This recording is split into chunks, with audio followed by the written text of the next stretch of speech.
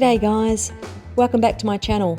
I'm Sandy, and if you're new here, I like to paint beaches, seascapes and rolling waves, or high rollers as I sometimes call them. Today is one of those days and I'll be painting a big rolling wave. So go grab a cup of tea or coffee, put your feet up and watch as I get stuck into creating this big beautiful crashing wave. I hope you enjoy and I'll catch you next time. See ya!